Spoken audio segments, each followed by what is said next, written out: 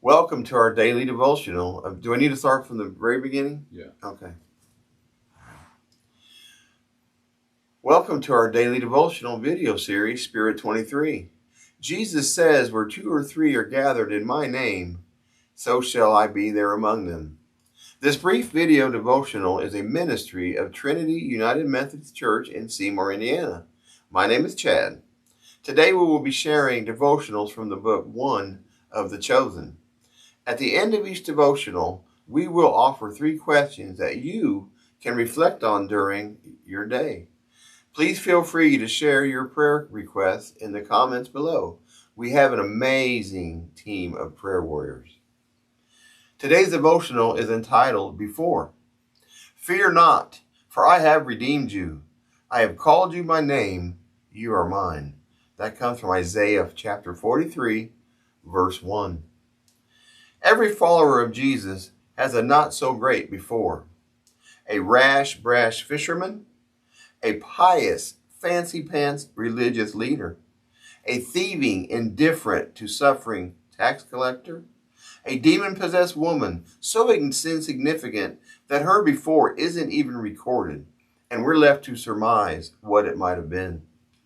And yet God calls people in the before, when they aren't even aware they're simply broken versions of themselves. God calls people before he begins his transformative work of redemption, because he sees past the before to what he purposed and planned. He sees past the before to those he loves enough to call his own. Take Israel, for example.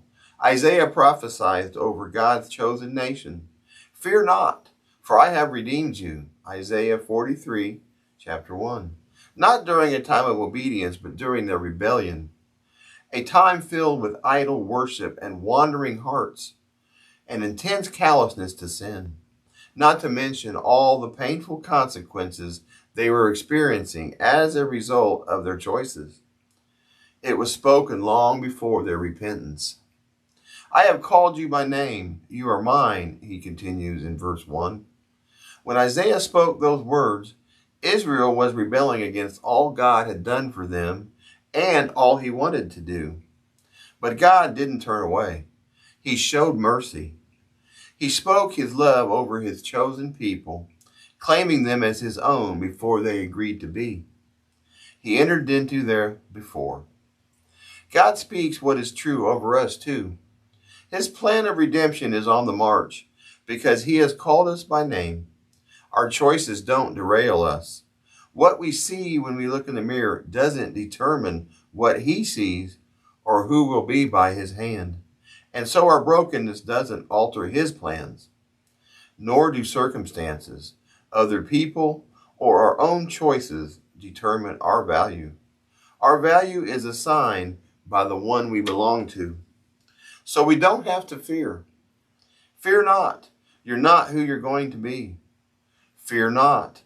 God can redeem your choices and use them for good. Fear not. God can heal your heart, your body, your relationships. Fear not. You were made for more than what you've experienced so far. Fear not. This is only the beginning.